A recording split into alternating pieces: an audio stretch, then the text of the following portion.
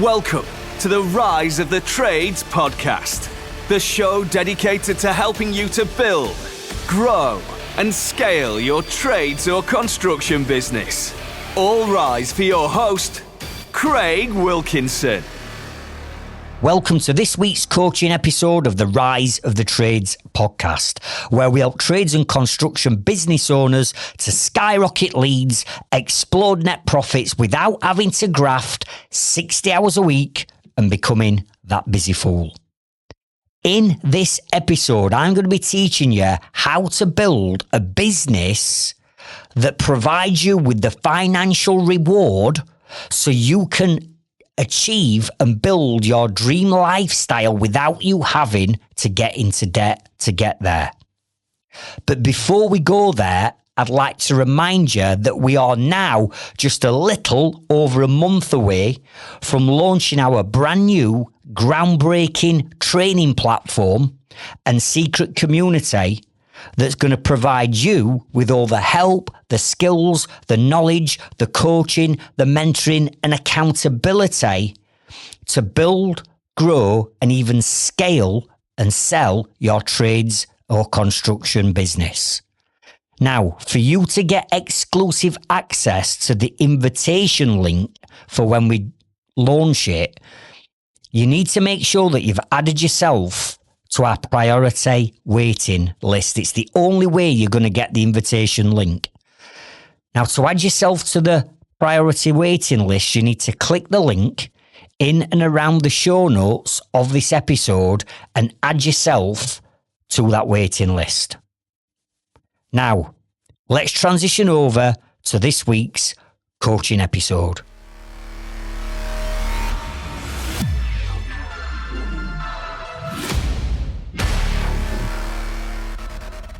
I know money is not the main trigger and the main driver for many people. But come on, let's face it, you're in business. And if you're in business, you've got to make a profit. And whether you like it or not, the fact is that that profit that you make in your business is going to determine the lifestyle that you build for you and your family in the future. But have you ever actually sat down with your family and worked out what does that future look like? If I could wave a magic wand for you right now and you had the ultimate lifestyle, what would it look like? Now, working that out is fairly straightforward because you probably know deep down what it is that you want. But the missing part of the formula is how much does that lifestyle cost? And if we don't work out what that lifestyle costs and we don't build a business to feed the lifestyle and it's the other way around, then we're in trouble. Now, when I first set up my business in 1994 as a joiner, I was very naive when it came to how business worked. You see, I used to see other people doing really well. And that were great because that inspired me and even motivated me to think, do you know what? I want to be like them. And I'm guessing at some point on your entrepreneurial journey, you must have benchmarked yourself against other businesses. And I don't mean like they've got a better business than me. I just mean that you've probably looked at somebody who you know. It might be in the same trade or industry as you. It might be in a completely different industry. But you've looked at someone and you've looked at what they have on face value and you think, oh, I'd love that. I'd like that. I'm going to work towards that.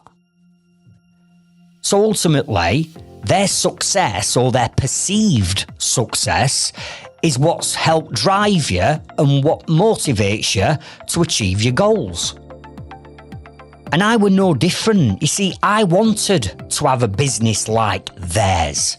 I wanted to have a brand new van like they got and drive around in a nice new car. I wanted to live in a bigger, nicer house in a better area than I lived in. I wanted to be able to afford to take my family and my kids on holiday abroad a couple of times a year.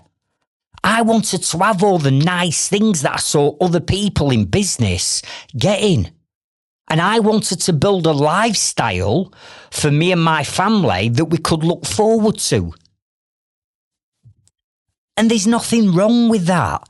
having a goal and having dreams, that's what life's all about, right? So I was prepared back then in 1994 to work and graft harder and do whatever I needed to do to achieve that dream lifestyle that I wanted at that time for me and my young family. And I did.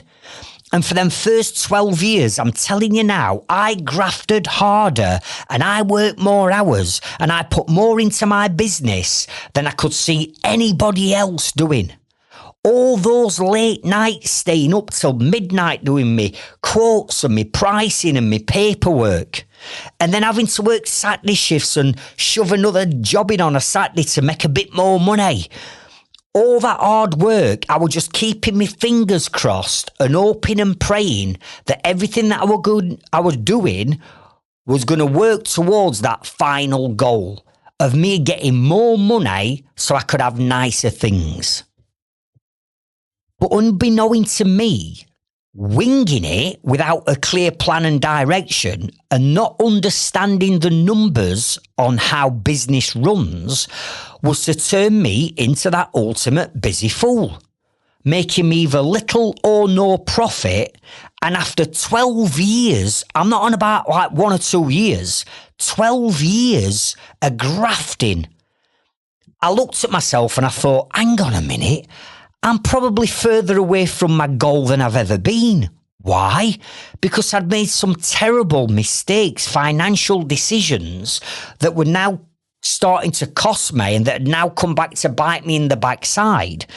And because I'd got some financial troubles and challenges and a little bit of debt mounting, it's almost forcing me to work these stupid hours to pay for the financial situation that I was in. Now, you might be listening to me right now and you might be thinking, do you know what, Craig? I'm in a similar position to where you used to be. Or you might be in a position where, and I understand that not everybody's struggling, not everybody's got a business where they're working stupid hours and making no money.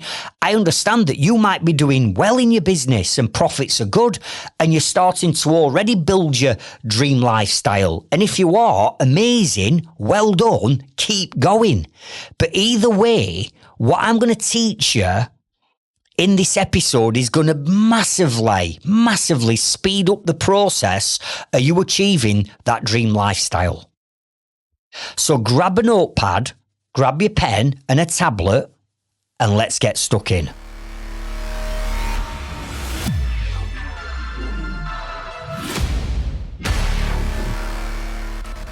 The first thing I want you to write down is this exact phrase, right? Write this down.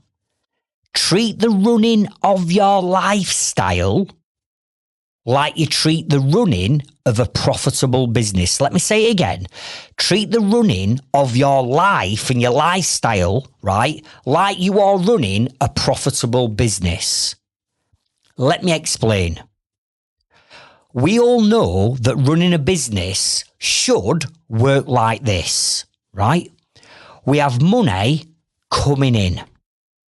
And the money that comes into our business is based on the amount of invoices we send out and the amount of sales that we do.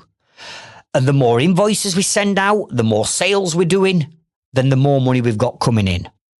But at the same time, we've also got money going out. And money going out of our business will be on things such as materials, labour, and your overheads, the running costs of your business, are going to be coming out of your bank. Now, the aim of the game of your business is to make sure that you've got more money coming in than there is going out. And the surplus that's left over is what we call net profit. And we need to make sure that our net profit margins are as high as they can be. Because the higher the net profit margin and the more surplus cash we've got, then that's going to help determine the lifestyle that we decide to build. And the sad reality is, there are so many business owners out there right now that get what I've just said. I mean, that's like the basics of basics. But still, for many of us, we can't even get the basics right. And if we can't get the basics right of running a business because our outgoings are more than our income, then we end up with cash flow problems. So I look at my lifestyle and my lifestyle costs, and I treat my lifestyle like it's my second business. And here's what I mean by a second business, right? For your life and how you live and how your family lives, let's compare this to how a business runs, and you'll understand where I'm going with this. So just like in a business where you've got money coming in from your invoices and sales, if you look at your household and your income, you've got money coming into your lifestyle, and the money coming in isn't invoices and it's not sales. We replace that with wages and dividends. Then I say, right, we've also got money going out of our second business, which I'm calling my lifestyle. And in a business, it's things like materials, labour and overheads. But in a lifestyle business, it's called things like your materials are things like, oh, we need a new kitchen, or we need a new bathroom, or let's decorate our house, or let's have an extension built. So the materials that you're spending money on are things like that. You've also got material costs on things like holidays or a new car. So just like a business that's paying for materials, you've got materials in your lifestyle. Just like paying labour in a business, you're paying labour in a lifestyle.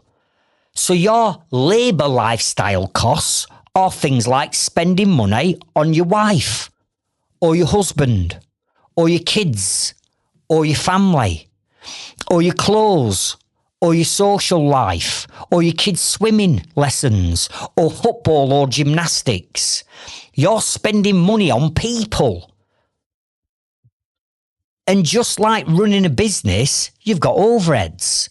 But in your household lifestyle overheads, you've got running costs such as mortgage, rent, utility bills, council tax, food bills, shopping. Are you with me? So when you start to look at, hang on, I'm running a business where money comes in, but money's going out, it's exactly the same with your lifestyle. You've got money coming in from your business, but then you've got money going out on things, and you've got to make sure that in both instances, you've got more money coming in than that's going out. And if we don't, we're going to have problems. Now, we've already alluded to that many business owners have got problems because they can't get the basics right in the business. They can't get the business making money. And if the business is not making money, their household income and their lifestyle side of the business, that's not going to make money either. So when you've got a business that's not making money and you've got a lifestyle that's not making money, that all equals stress, debt and pressure. And that's exactly where I was all them years ago as that busy fool, not understanding this. I didn't understand the numbers in my business. I certainly didn't understand the numbers in my household. All I used to see is people doing really well for themselves. And I used to think, fucking hell, the harder I work, I can be like them. The more hours I put in, I can have a nice car. The more jobs I do, I can have a better house. And that's not how it works. So what happens? You start to take money out of your business to pay for your lifestyle, but the business is not making enough money. But you've still got to live. And this is where some people, and I don't like this phrase, I don't like it, but it's true. This is where some people are living beyond the means. Whether that's because they've just been naive like I used to be and I didn't understand my household income and my household business, let's call it, or you get people out there that want to be sort of like Flash Harry and want to keep up with the Joneses and they can't afford it. So now people are taking money out of a business that's not making money to feed the lifestyle that they can't afford, and all this leads to are the following three things. Number one, you're going to end up getting an overdraft facility at the bank. And that generally starts with an overdraft in your business and then an overdraft personally. And when that doesn't start to ease the problem, you're then going to go and get a bank loan. And then when that doesn't start to ease the problem, you start to get your Visa card out, and all of a sudden, that family holiday that you deserve, because you do work hard, goes on the Visa card, but you can't afford to pay it off. Or you go and buy a car or have some work done on your house and you just put it on Visa card. And now all of a sudden, the vicious cycle of you getting deeper and deeper and deeper into debt is starting to happen. And this is all happening because, one, you don't understand the numbers in your business, and two, you don't understand the numbers in your second business, which is your lifestyle. And then beyond that, you start to constantly feel like you're robbing Peter to pay Paul. And it doesn't matter what you do, there's always this pressure of money worries. And what that generally leads to, because I've been there, I know exactly how it leads to. That then starts with arguments start to appear at home and cracks start to appear in relationships, because you're now trapped in a vicious cycle where you've got to work the hours because you're under pressure to pay the loans or the overdraft or whatever it is you've got to pay. So arguments start to happen at home and relationships start to break down. You then start to have sleepless nights because you're worrying about money. This then leads to your motivation levels tailing off and starting to drop. And all of a sudden, you've turned into Mr. or Mrs. Negative, and you're in a negative downward spiral and you're stuck in a rut. And now when you stop and you look at it, you go, hang on a minute, I've got all this stress and hassle and responsibility of running a business.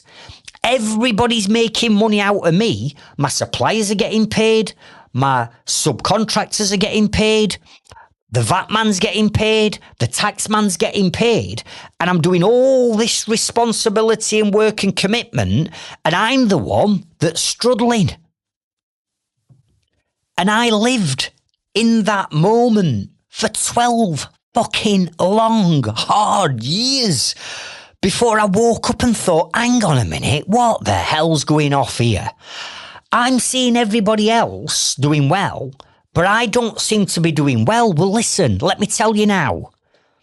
Most people that don't know how to run a business have got this perceived aura of me having a good business. And I'm telling you now, and listen, I've worked with over 30,000 tradesmen and women. So this is not like working with a handful of people. There's a lot of people out there that, how does it go? Faking it to make it. Where on face value, it looks like they're doing well. But when I sit down with these people, or they come to apply to join my inner circle, and I sit down and they cook, they have a Zoom with me, and they're giving it the big I am. And then I go, listen, cut all the bullshit. I'm not bothered about all that, what you've got, material things. All I want to know is how much profit are you making and how many hours are you working a week? Craig, mate. Don't try and dust over it. How much profit are you making net per year and how many hours are you working? Craig, if I'm being honest with you, I'm only breaking even. What, you're turning over £1 million and you're only breaking even? Yeah. Okay, how many hours are you working? Oh, fucking hell, Craig, I'm stressed out at max. I'm working 80 hours a week. Okay, so let's get real. You've now got a business that on face value, people are looking at thinking they're doing well, but deep down you're not. And then you've also got those people that are saying, I want to aspire to be like Joe Blogs. When in reality, if you knew what were going off behind the scenes and underneath, you wouldn't want to be like Joe Blogs at all, because they haven't got a profitable business. They might look like they have, but they're working themselves to death as a busy fool. And that nice house or that nice car, they're riddled in debt and they're mortgaged up to eyeballs and they've got the car or the van on HP and they can't afford monthly payments. Listen, I'm telling you now, that's what's going off behind the scenes. Now, I'm not saying that's true for everybody. I started off the beginning of this podcast saying some of you are doing incredibly well and hats off to you. But let's get real here. Most people aren't in that position. Most small to medium size trades and construction businesses are struggling. End of. That's how it works. So what I want you to do is write down the following 3 podcast episodes I'm going to give you. Because if you've got cash flow challenges or cash flow problems, or you're sat there actually going, Craig, I'm a little bit like the person you've just described, I want you to listen to these 3 episodes because I've created 3 episodes that's dedicated to cash flow, positive cash flow. So write these down. Episode number 7, I teach you about understanding your gross and your gross and your net profit margins. I explain how you work them out. I give you the numbers, I give you the maths, and I say, right, go and work out your gross and net profits. Because if you don't understand what your gross and net profit margins are per job, per week, per month, per quarter, then what the hell are you doing? Because you're in business to make money. So that's episode number 7. Episode number 14 is called How to Structure Your Payment Terms to Avoid Negative Cash Flow Problems.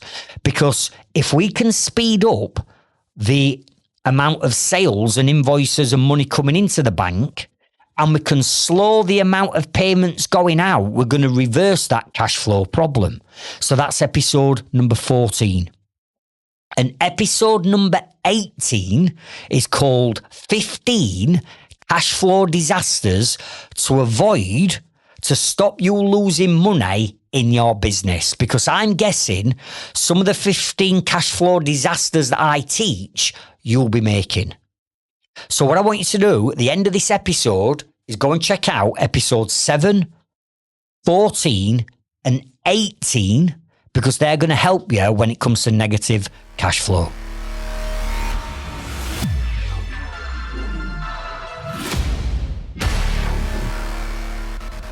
Okay, Craig, I get where you were, so how have you transformed it? How did you transform your business and how did you transform your life? Well, that's what we're going to cover in this chapter.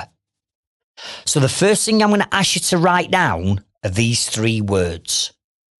And you may have heard of these words, but these are the 3 words that I heard 18 years ago when I had this wake-up call and I thought, I've got to change something. Because I can't continue to run my business and life like I am. And these 3 words are lifestyle by design. Write it down.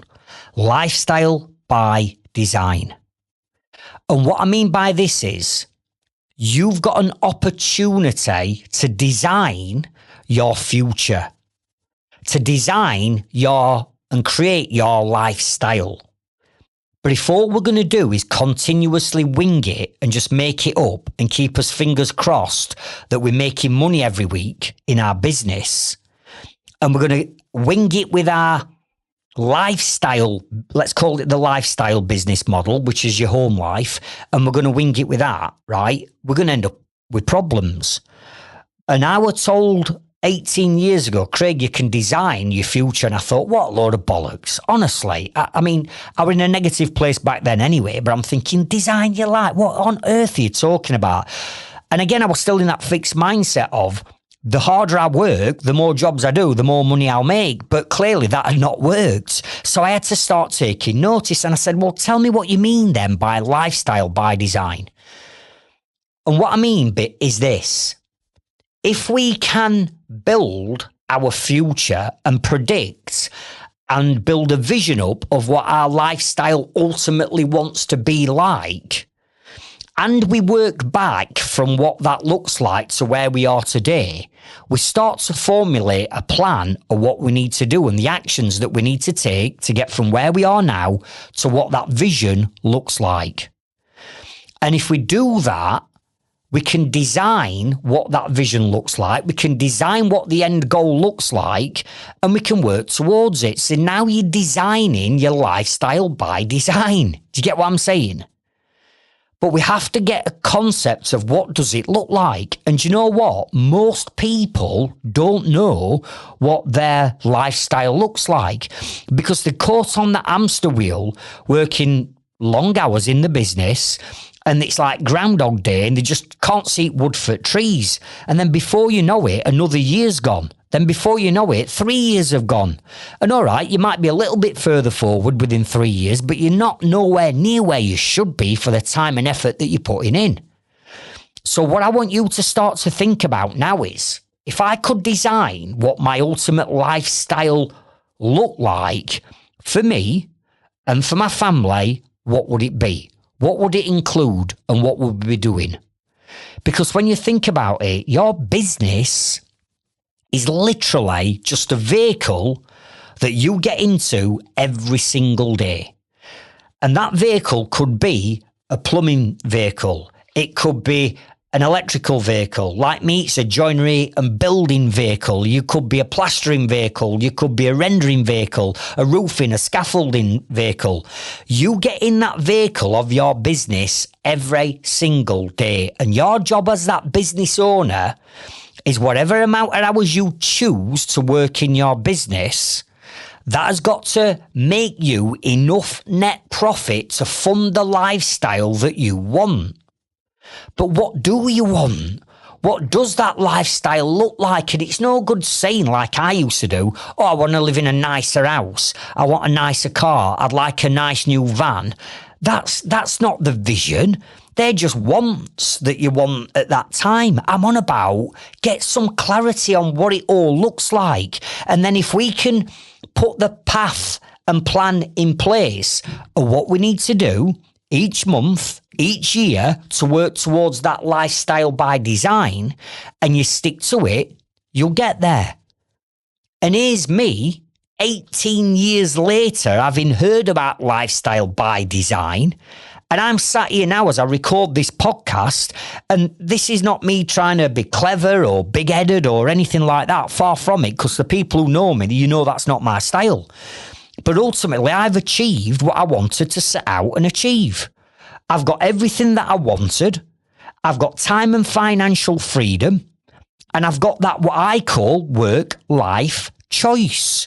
In other words, I've got a choice of what I do. I can go where I want. I can do what I want. I can spend time doing whatever I choose to do. And that's an amazing feeling knowing that I've achieved it. Now, that's not because I've winged it. That's not I've kept my fingers crossed and hope for the best. I've designed it. That's what I ultimately wanted. And by working towards that every single year, year on year on year, I've achieved it. And I achieved it years ago. It's not I've achieved it now. I achieved it years ago. But the point is, we've got to design what that looks like. And if you've got no clarity on that, how the hell are you supposed to get there if you don't know what it looks like? But more importantly, how are you going to get there if your business is not providing you with the financial reward that you need to fund your lifestyle?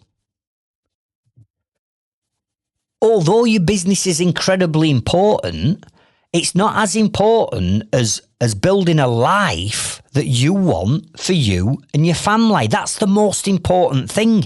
Your happiness is more important than your next customer, right? So what we've got to do is we've got to work out what that lifestyle looks like and how much that costs. Then we work it back so we know what we need to be doing each year. And then that tells us what our vehicle, our business needs to be doing to achieve the lifestyle. So we cost the lifestyle out first, and then we build the business to feed the lifestyle. We don't do it the other way around, but that's the problem. Most people are doing it the other way around. They're building the business, hoping and praying it's going to give them enough money to feed the lifestyle, but in many cases, it's not.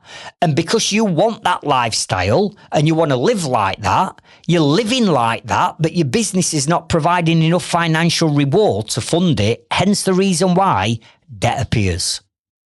You see what I'm saying? Does it not make sense to work out what the lifestyle looks like and build the business to feed the lifestyle rather than doing it the other way around and winging it?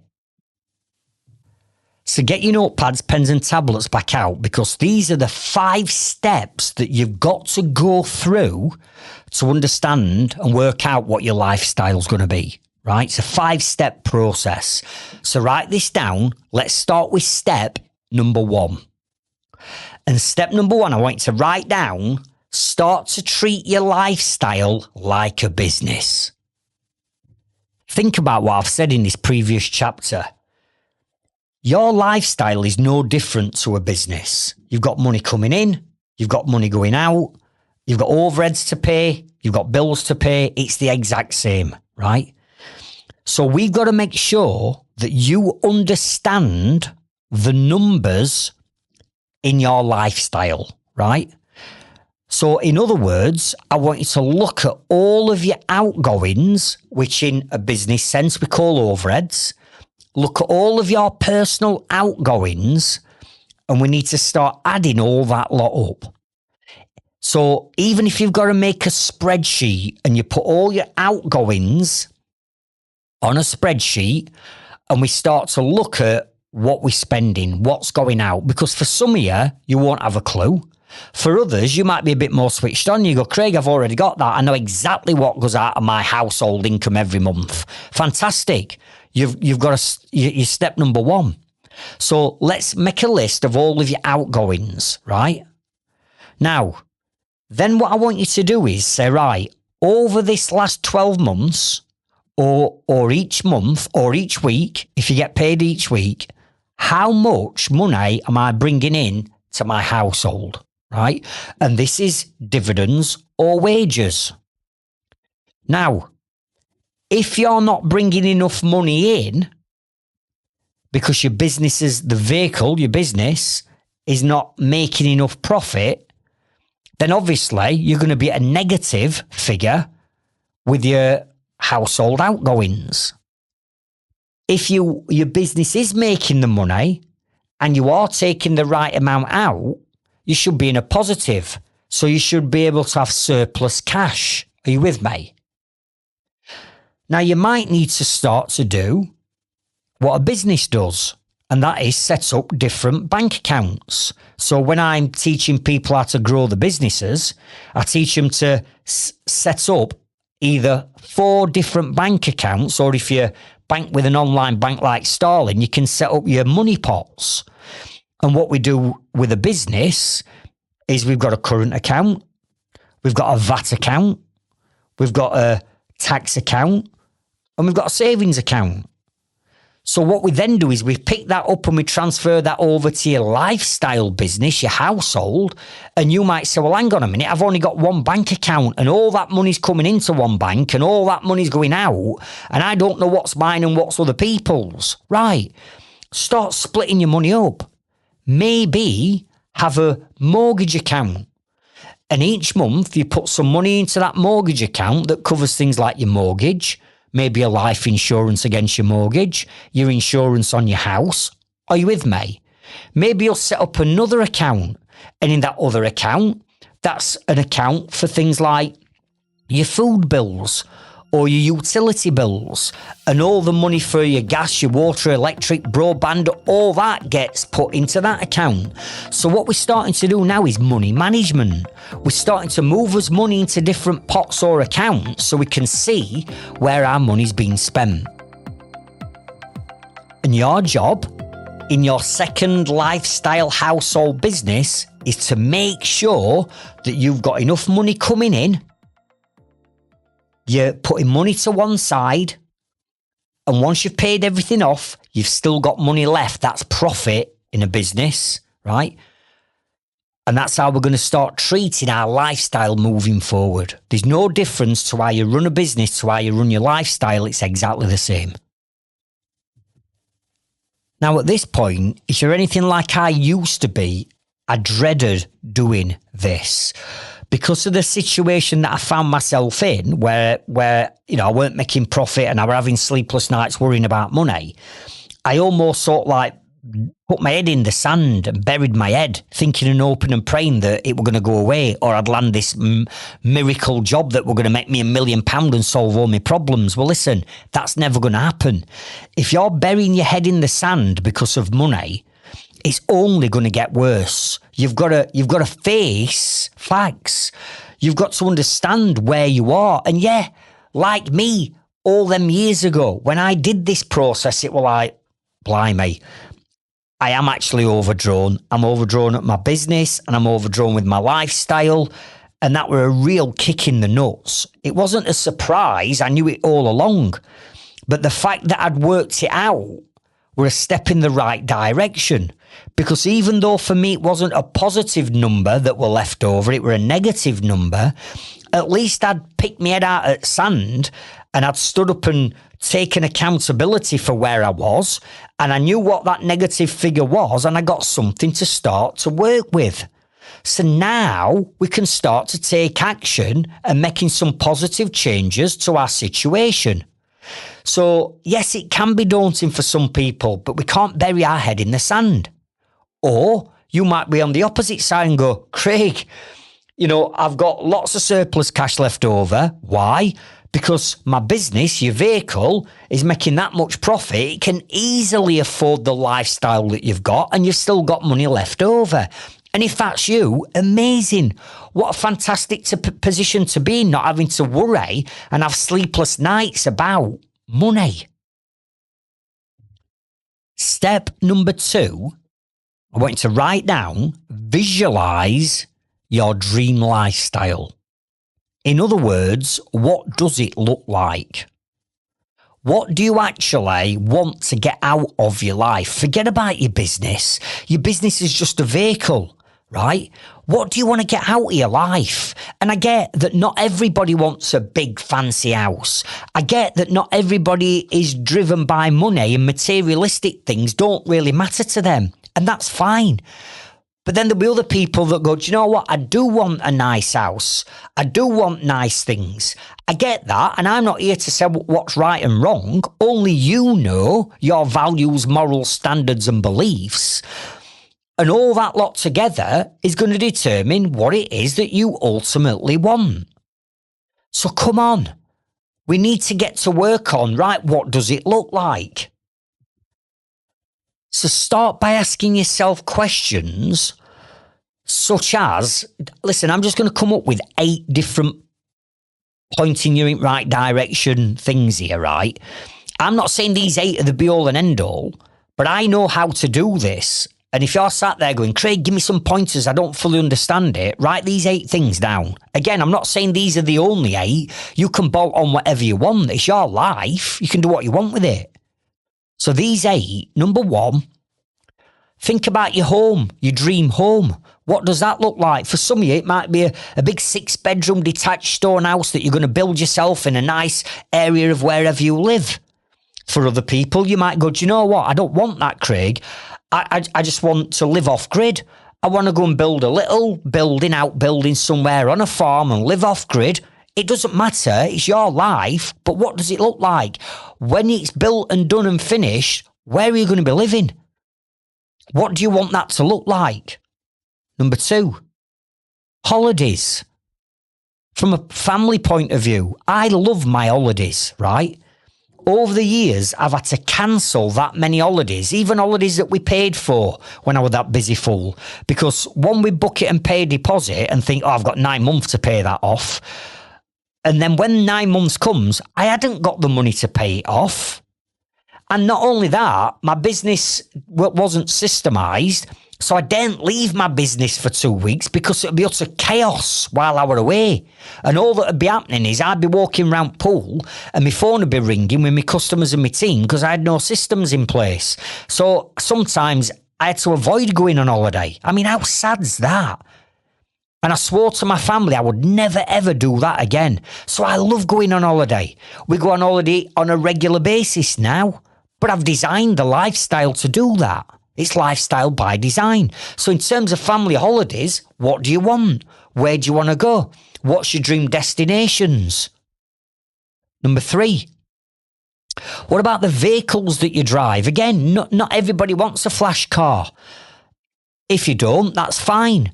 But come on, what cars are you going to be driving? What vehicles are you or your family are going to be driving? Number 4, the time that you're going to spend with your family or your loved ones, right? What does all that look like? I mean, I now work literally 2 to 3 days a week. I could, in all honesty, work 1 day a week because my businesses are systemized and automated. I've got an incredible team behind all my businesses and they almost run like clockwork without me in them. But I choose not to work 1 day a week because that would drive me nuts. It'd drive me stir crazy. I'm one of these that I've got to be on it. My mind never switches off. It's just the way I'm wired. I've got to be doing something, but I choose to work 2 or 3 days a week. If next week I wanted to work 1 day, I could do it. If the week after I wanted to work all 5 days, I'd do it because I've got the choice. But where do you want to spend that quality time with your family? Over the years, I've wasted so much time working till midnight and weekends and not seeing my wife and my kids. And I look back now and I think, what a fucking idiot you've been. You know, do them customers all them years ago really appreciate you giving up your Saturday when you should have been spending it taking your daughter to football or your son to wherever he's taking? Or did them customers really appreciate that? No, did the heck? I missed out on all that time. Never, ever again am I going to miss out on time with my family. Number 5, personal hobbies or your passion. Because I know as a business owner, when your business starts to take over your life and it starts to control your time, one of the things that falls by the wayside are your hobbies. But the reason why you did your hobbies in the first place is you enjoyed them and they made you happy. Well, now all you've done is you've filled your time with work stuff and now you haven't got time for them hobbies. So you look at my hobbies and what I do. I do everything I want to do. I go to match. I play football. I manage a girls under 18s football team. I go to gym. I've got my hobbies that I do. Why? Because I've designed my life to be like that. What about you? What's your passion? What's your hobbies? What would you be doing with the ultimate lifestyle? Number 6, your financial security. You know, we're talking about the future here. So what are you going to do to future-proof your financial security? What about future investments? Maybe you want to get into property. Maybe you want to set up another business and become a serial entrepreneur. Maybe you're going to go away and set up ISAs or stocks or shares or pensions or Bitcoin or whatever it is you're into. How are you going to secure that financial future? Number 7, lifestyle enhancements. Fancy words for material things. What do you want? Do you want a nice Rolex watch that costs you 15 grand? It's not for me personally, but you might want something like that. Do you want the flash sports car that's going to sit in your garage at a weekend and gathering dust, but you only get it out once every 2 or 3 times a year? If that's you, brilliant. So what are the material things that you want that's going to make you happy moving forward? And number 8 is your legacy, which brings me back to your why and your purpose. Why are you doing what you do? And what's the purpose behind it? Because in all honesty, building and growing and scaling a business that's going to look after you and your family for the next 30 years, to get to that point, it's hard work. And if it were that easy, everybody would be doing it, but they're not, are they? So it is hard work. Let's not make out as though this is easy. It's tough. So why are you doing it? What's it all for? What's it all to leave? What's it your legacy? When you get to your retirement age, what do you want to have built and for who? Now, they're the 8 things as pointers that I'm pointing you in the right direction of. However, you can add anything onto that list. You can take things out of this list. You can put things in it. It's entirely up to you what your future looks like. But you need to work out what that is, because without working out what that is, we're never going to get there. We're going to continue to wing it.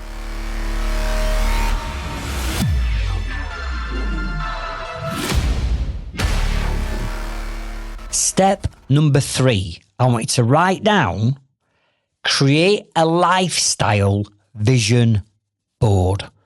Create a lifestyle vision board. Now, hear me out on this one, right? Your subconscious mind believes whatever you feed it. So if you're telling your subconscious mind that you are going to achieve that lifestyle, then guess what? It's going to believe it. And it's going to start to change your behavior, and it's going to start to change your approach to achieving it. Something's got to change. So what we need to do is be constantly feeding that subconscious mind that future. And what I'm going to ask you to do is I'm going to ask you to create a lifestyle vision board. And what I mean by this is I'm going to ask you to buy a cork board. Just go on Amazon, get a cork board. In my office at home, I've got an 8-foot by 4-foot cork board that's got red velvet all over it, right? And on my 8-foot by 4-foot cork board that I split into 2, I've got a vision board of all my business goals on the left-hand side. And then on the right-hand side, I've got a vision board of all my lifestyle goals. And what I do is I look at that vision board and I go, right, if I can get my businesses to do this, all the things on the left-hand side, it's going to help me achieve this, which is everything on the right-hand side. Now, the reason why I'm saying get a cork board is this. Whatever that vision looks like, whatever the car looks like, whatever the house looks like, whatever that Rolex watch looks like, whatever you create as that vision, I want you to go and cut out of magazines or print off Google a visual aid of what that looks like. So, if you want a brand new, I'm not saying you do, but I'm just saying hypothetically, if you want a brand new red 4 Series BMW, if that's what you want, then you go and cut out an image of a BMW 4 Series in red and you stick it on your vision board, right? So all of that, all the vision of what you want to create, we've got to make it a reality. And we've got to start feeding that subconscious mind that vision of where we're heading.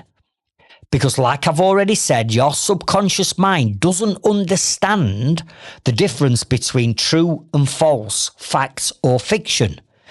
So if you are doom and gloom and you're negative and you can't see a way out, and you're living in the house that you're not happy with, or you're driving the van or the car that you're not happy with, or you can't afford to do things with your kids, so you're not happy with it, and you're living in that world, then you're just basically feeding your subconscious mind a negative message.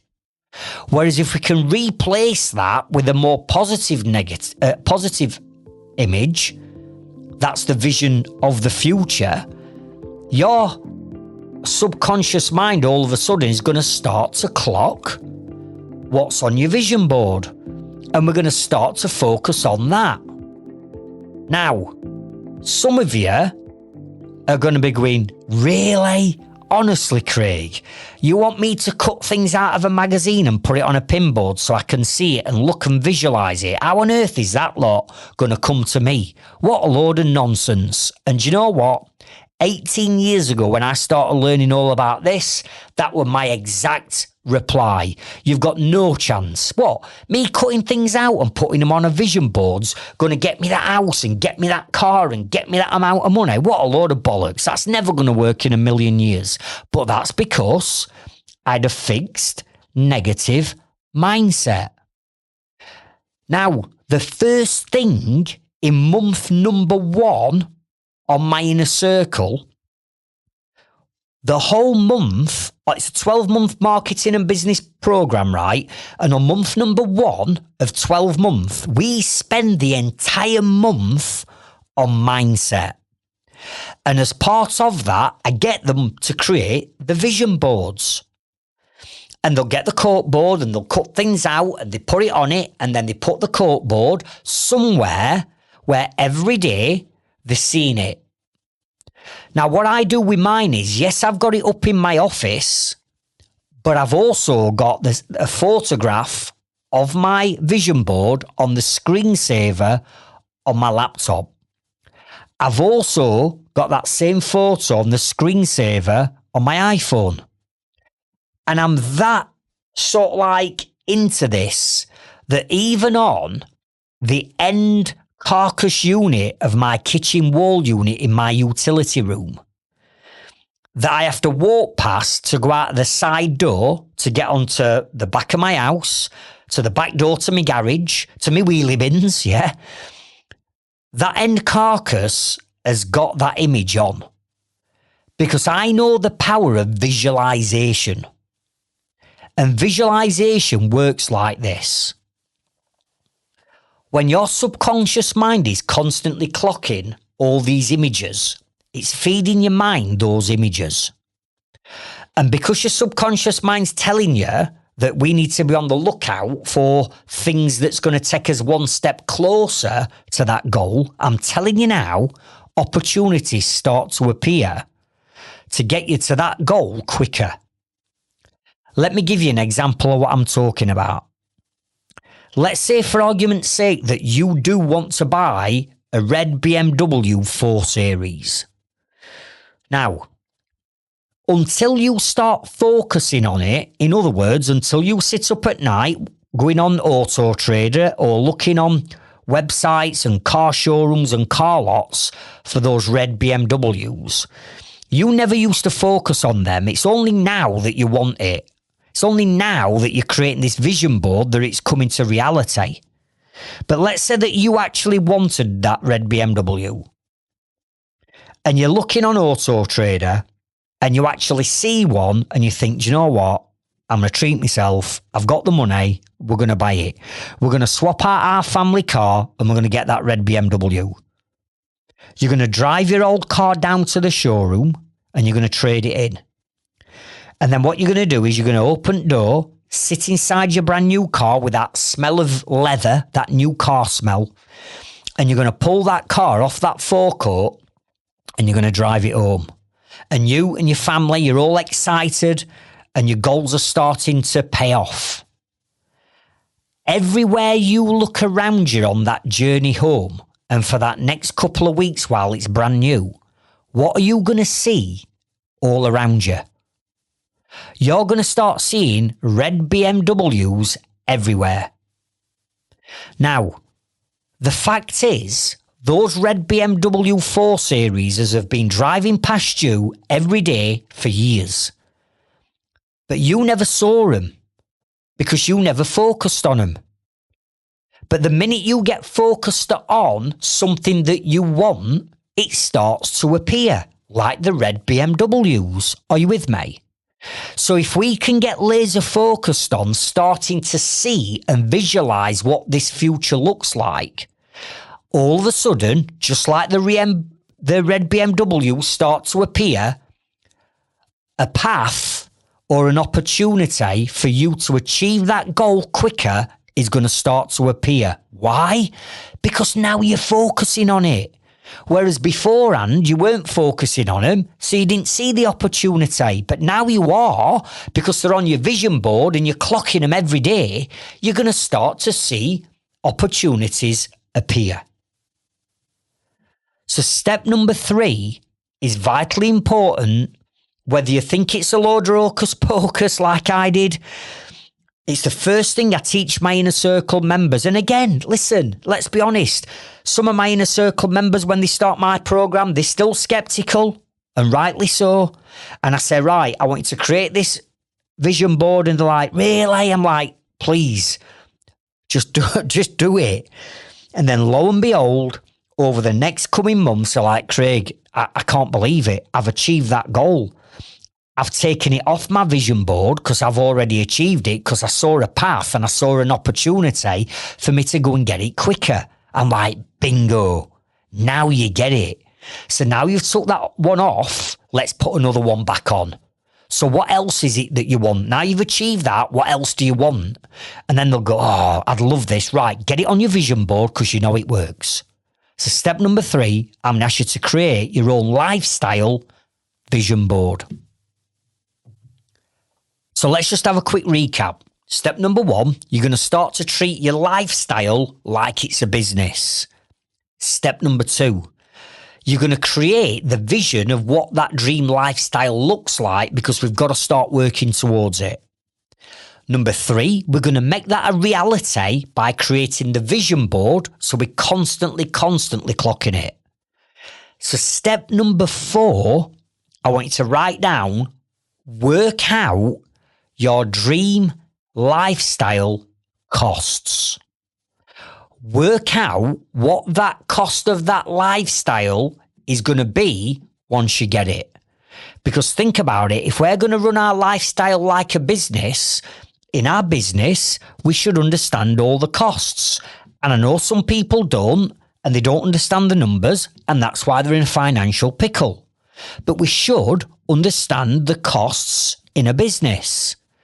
So what I want you to do is I want you to look at that lifestyle and go, right, if we were to get that now, right, and we were to go and pay for all that lot now, what actually would it cost us?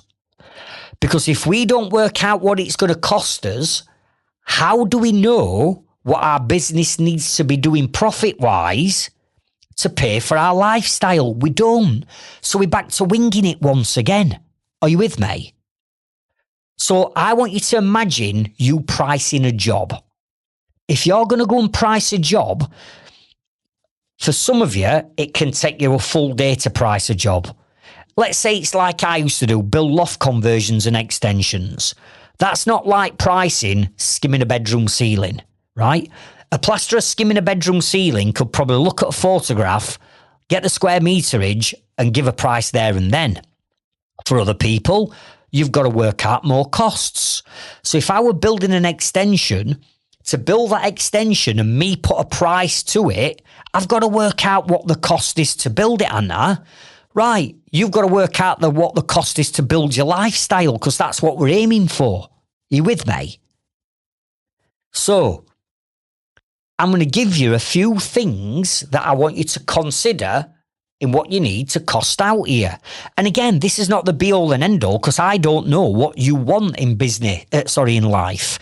Again, everybody's different and that's okay. So let me give you a few things that I think some of you or almost all of you will want, all right? And cost this out. Let's say for argument's sake that you do want to move into a different home, whatever that looks like. Surely you need to work out, well, hang on, if I were going to move into a 5-bedroom detached property in this area, right, what would we have to pay for the house? So in other words, what would the mortgage be? So cost out what the mortgage would be for a house like that. Also, you're going to have to pay an insurance for the house. On top of that, you might need life insurance cover against that house. Are you with me? So to buy that house and associated costs with it, how much would it cost? Make a note, write it down, put it on your spreadsheet. Then that property is going to have, let's say, maintenance costs. So write down maintenance costs. There's the upkeeping of the house. There's repairs. There's renovations. Perhaps you want an extension. Maybe it's going to need decorating. Maybe you've got to replace some of the appliances. Maybe you've got to put new windows in. Who knows? But at some point, that property is going to want upkeeping, right? Okay, so what cost is that going to be? Then I want you to consider utility bills. And as we know right now, it's ridiculous, utility prices. So if you're going to move to a bigger house, let's say, those utility bills, what's it likely to cost you? All of your utility, from your gas, your electric, your water, your internet and broadband. You've got all them utility bills that need costing out. All right, let's work it out. Then you've got household expenses, such as you've got your food shop every week, you've got your cleaning supplies, you've got your everyday living expenses and costs. What will that be? I'm hazarding a guess that you're going to want a vehicle or vehicles, right? So how much are the vehicles going to cost? What's the monthly payment? What's the insurance going to be? What's the tax going to be? What's the maintenance running costs? What's the fuel costs going to be? I would have thought that we're all going to need a holiday. Okay, so what does that look like? How many holidays? Where might you want to be going? So we need to be looking at costs per holidays, like your flights, your accommodation, your insurance, your food, your spending money for these holidays. It's got to be paid for. Then we've got things like, let's say, education costs. For your kids, maybe you've got school fees, school uniforms. Maybe you've got, like my daughter's just turned 18 and she's just started university. We've got university costs. She's had to buy an iPad and she's had to buy stuff for university. Yeah. You've got these activities for your children. Maybe you've got to pay for the football or sports or music lessons. What does it cost for that lifestyle? You've then got things like personal luxuries, like your dining out, your date night with your husband or your wife, your hobbies, entertainment, your gym subscription, your subscription to your favourite live streaming services, right? What does all that lot add up to? Now, there's going to be a whole host of other costs associated with that lifestyle. But again, it's like pricing a job. You're going to price a job correctly. You're not just going to make a number up. I go and look at a double-story wrap-round extension. I'm not just going to go, it's 20 grand. I need to sit down and work out what them associated costs are, right, to build that extension. You need to look at your associated costs of what it costs to build your future. So whatever your future looks like, stop winging it. Winging it is not going to get you to where you want to be. Nobody's coming to save you. That big one job that's like I used to think, I just need one job. If I could just get one big job in and make a load of profit, it'll solve all my problems. It's not coming. Nobody's coming to save you. The only person who can save you is you, by stopping winging it and starting to take action. So I need you to cost it out. Come on. If you sat down with your husband, your wife, your partner, even got your kids involved and got them excited about the future, how long literally would it cost you? So it take you to sit down, open a spreadsheet up, make a list of all the associated costs and put a figure to it. How long is it going to take you? 2 hours, 3 hours, half a day? But now we've got a starting point. And not only that, it excites you, it excites your husband, wife, partner, it excites your kids because you've put Disneyland down on the list. Are you with me? Momentum starts to gather, motivation starts to come back. But more importantly, we're planning for the future. Step number 5, I want you to write down, convert your lifestyle costs into business goals. Let me say it again.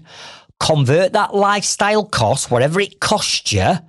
We need to break that down now because remember what I've said, your business is just a vehicle that you step into every day to earn you a financial reward.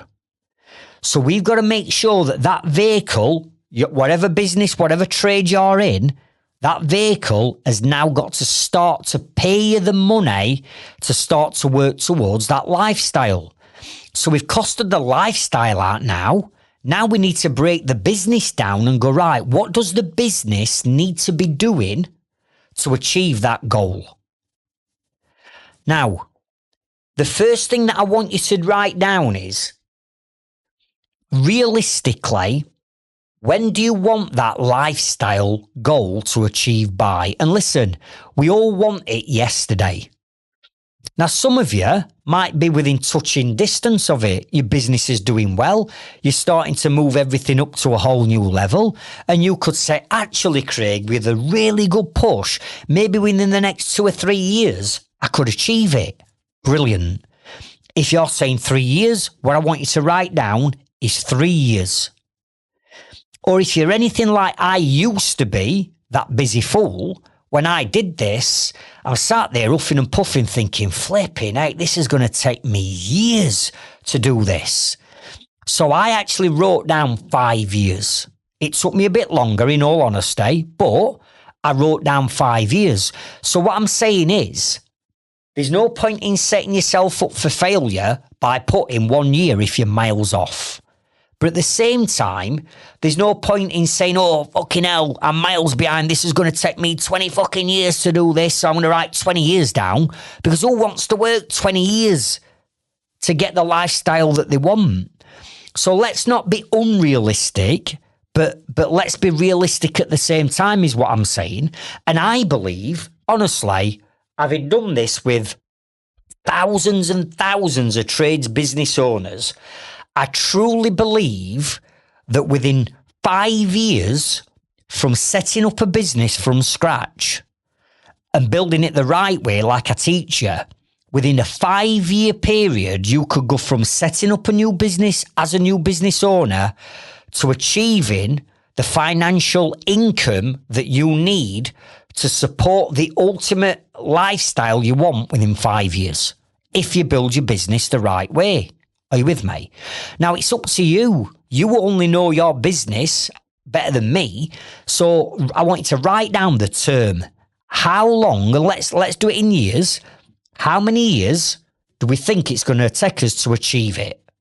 Write that down.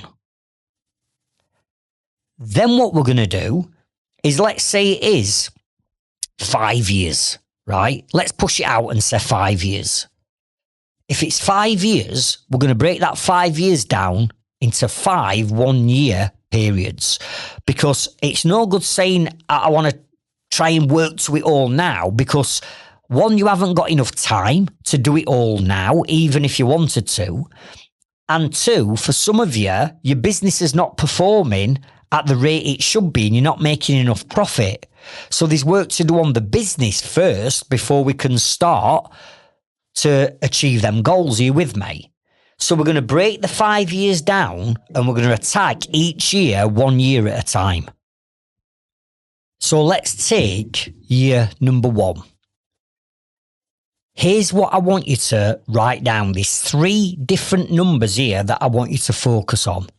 And again, you might not know these yet in your business, but the podcast episodes I've already asked you to listen to will give you the answers to these questions. All right. So if we're going to break it down over 5 years and we're dividing it all by 5, we've got to say, what do we need to be doing on year 1? Forget about year 2, 3, 4 and 5, because if we can't smash year 1, the plans are to sink anyway. So what do we need to do on year 1? And if we can get laser focused on achieving what we need to do in year 1, right, then at that point we're a fifth of the way there, right? And then we do the same process for year 2. And all we're doing is we're breaking that 5-year plan down, or you might have got 3 years down. We're just breaking it down into smaller bite-sized chunks, manageable chunks, right? So these are the 3 numbers that you need to work out, right, for year number 1. What might my turnover need to be over the next 12 months to achieve that first 1 year goal of taking that first stride forward to achieving that lifestyle goal? So my turnover is currently this. It's got to go up. The turnover's got to go up. But if that's what my lifestyle costs me, right, and let's say I divide that by 5, I know that each year I've got to be increasing my business by this much each year. So what might my turnover need to be over the next 12 months? Now, as we know, turnover is vanity, profit is sanity. So it doesn't necessarily matter as much about the turnover. What does matter are the next two numbers. What is my gross profit margin going to be over this next 12 months? So we know my turnover's got to move up to this. My gross profit margin needs to be this. What is that number? And then it's what is my net profit margin? What does that need to be? So we're looking at the turnover of your business, and your turnover is all your sales and all of your invoices, if you like, clubbed together over the year. The amount of work that you've done, the value of work that you've done. Your gross profit, I'm going to ask you to go back to have a listen to the episode, which is episode 7, to work out your gross and your net profits, right? But listen, let me just tell you quickly. Grab a notepad and pen, just write this down quickly. But you still need to go back and listen to episode 7, right? Let me tell you how to work your gross profit out. It's an absolute doddle.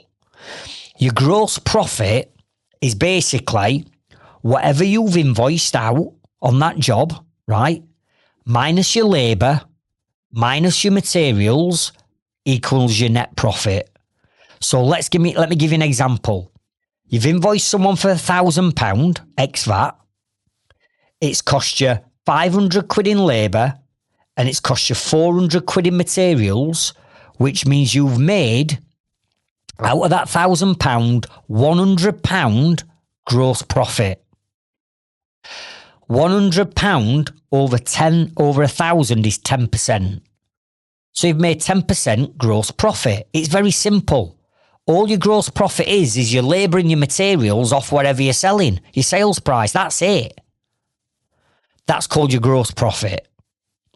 Your net profit is taking that gross profit figure of £100, right? And then your net profit is taking off all your overheads and any tax that you need to pay on that £100. Take the overheads off, because while you've been doing that job for £1,000, you've incurred overheads and running costs on your business. So we're going to take a percentage off for that running costs and them overheads. And then we're going to take your tax off. And whatever you are left with after tax is what we call net profit. Are you with me? So if you looked at that, it's very simple to work out.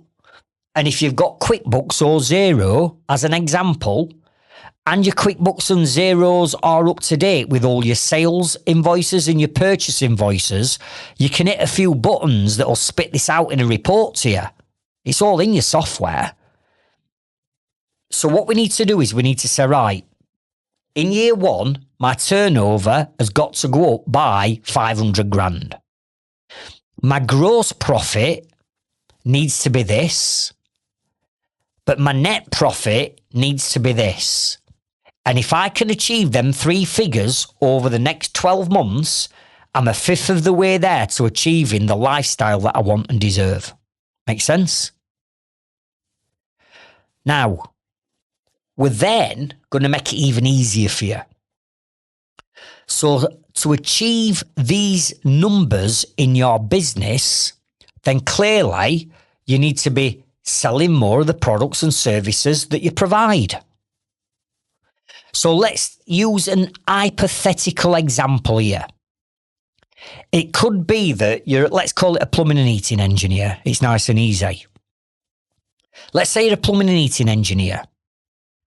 And you say, well, actually, for me to get to those numbers, that means, Craig, that I've got to fit an additional 10 boilers a month. If you want me to hit them figures, the easiest, quickest way of me doing that is if I could fit 10 boilers extra a month and do that for the next 12 months on top of the work I'm currently doing, then I'll achieve them numbers. Right, brilliant. So now we're breaking it down even further. And the goal starts to become more easier to achieve, because all you've got to do technically is fit 10 boilers a month. That's it. Now you might go, yeah, but Craig, I'm not a plumbing and heating engineer. That's okay.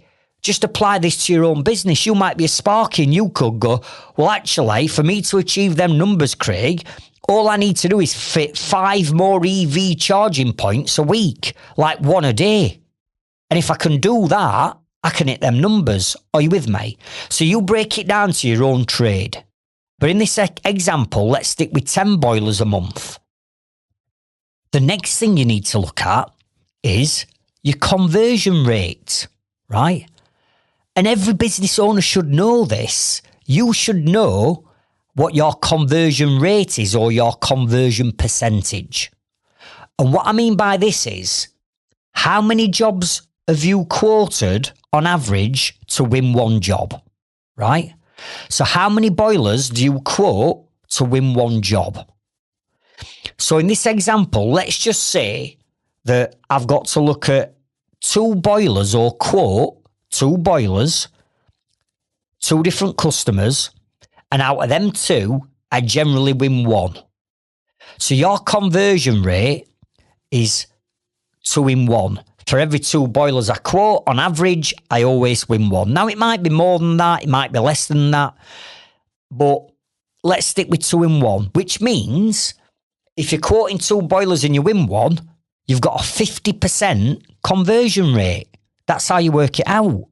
So what I want you to do is go back and have a look at how many jobs you've done and do it over last year. How many jobs have you done where you've sent an invoice out? And then what I want you to do is go, right, I've done them jobs, but I actually quoted a load more. And what you're going to do is you're going to go, well, actually, Craig, I quoted 100 jobs this year and I won 50. That means your conversion rate is 50%. So it's 1 in 2 jobs. For every 1 in 2 jobs you look at, you win. Are you with me? Or you might say, well, actually, Craig, I quoted 100 jobs and I won 70 of those 100 jobs. Right. Your conversion rate is 70%. In other words, every 100 jobs you look at, you're going to win 70, which means every 10 jobs you look at, you're going to win 7. Are you with me? And if we can understand what our conversion rate is, right, we can start to do something with it that's going to help us towards achieving that lifestyle goal. So the next thing you want to do is work out how many jobs have I quoted compared to how many jobs that I've won and work out your conversion rate. Now, sticking with this hypothetical boiler of I need 10 new boilers a month, if we know that your conversion rate is 50%, that means that you've got to quote 20 boilers in that month to guarantee that you're going to win 10 because your conversion rate is 50%. So all we need to start focusing on now is how can we generate 20 new leads a month? Because if we generate 20 new leads a month for boiler installs and our conversion rate is 50%, we know that we're going to win 10. Now what we can do is we can look at this and go, well, hang on a minute. Let's break it down to another level. If that means we've got to create 20 leads extra and quote 20 jobs extra a month, let's break that down. That's just 1 new lead a day. That's it. 20 leads a month. Go and look and price 20 jobs. Let's say you work 20 days a month. It's 1 boiler lead a day.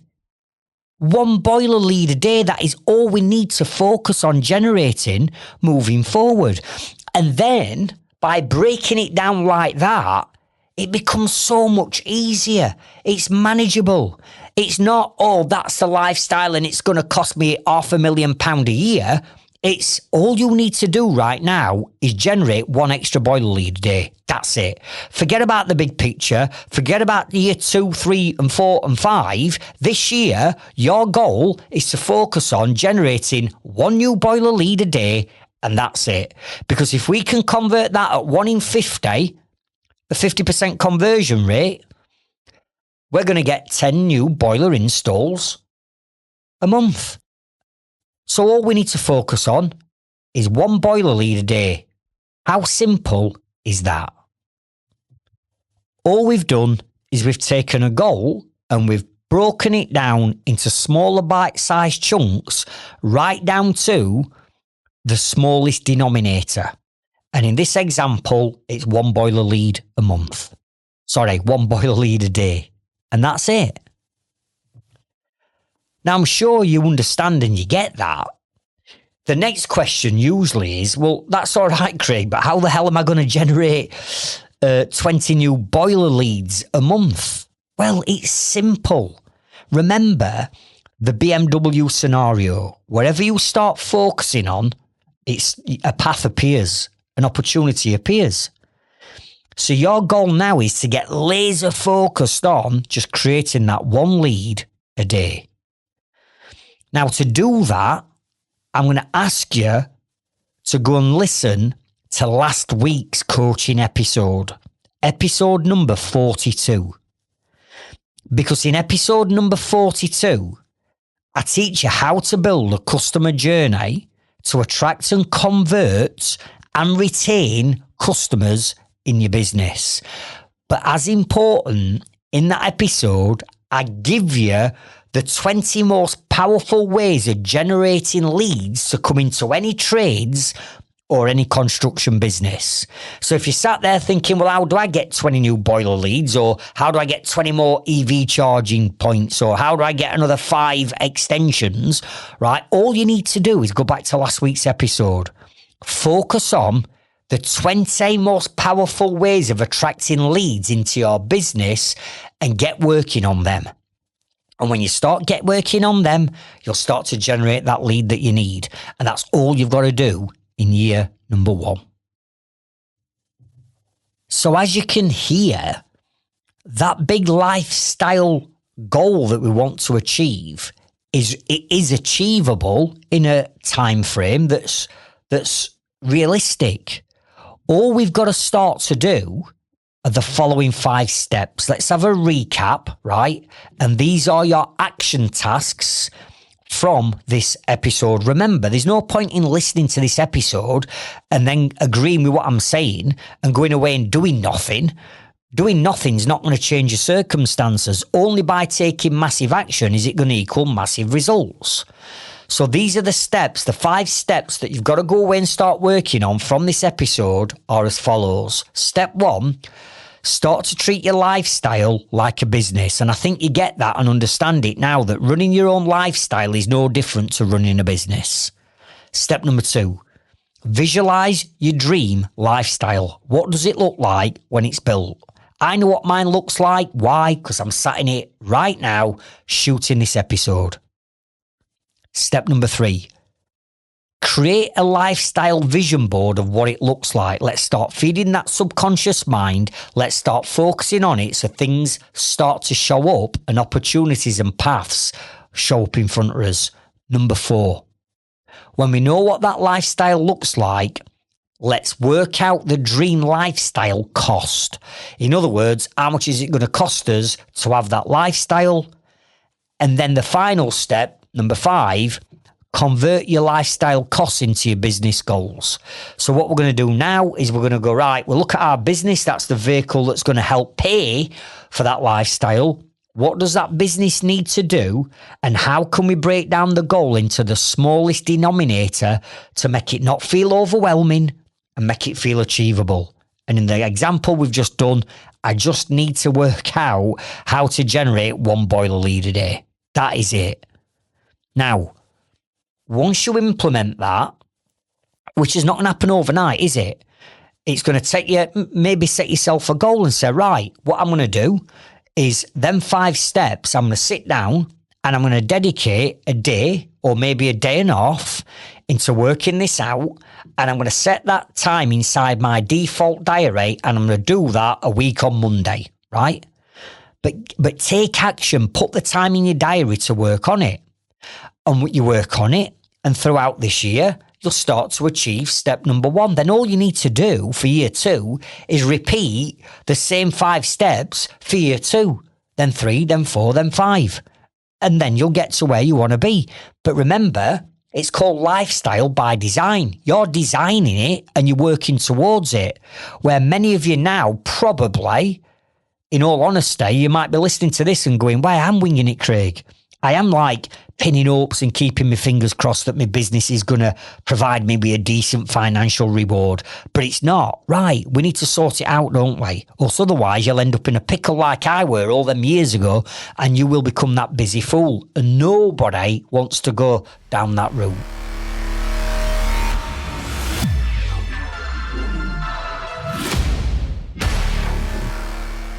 Now remember, if you want help and support, coaching, mentoring and accountability on all the different strategies that I share in this podcast, you need to make sure that you're adding yourself to our priority members waiting list for our new groundbreaking platform and community that we're launching very soon. The link to that is in the show notes and description. The second thing is, if you're not already a member of our Trades Freedom Club Facebook group and community, could I please ask you to consider joining our group and coming over to our community? Because in our community, we've got thousands of positive tradesmen and women that are all there in a safe group that's thriving, that are all there to help and support each other on their journeys. And finally, could I ask you to please either hit the follow button or the subscribe button to whatever platform you're listening to this episode on. Because the more people that subscribe and follow our podcast, the more the podcast platform is going to push our podcast out to more trades and construction business owners. And therefore, our goal of helping 1 million tradesmen and women achieve time and financial freedom is going to come a lot quicker if we all work together and help the algorithm to push our episodes out. And remember, your business is just a vehicle that provides you and your family with a financial reward. It's down to you to make sure that you're in the right vehicle. So catch up with you on next week's episode and I'll meet you at the top. Thank you.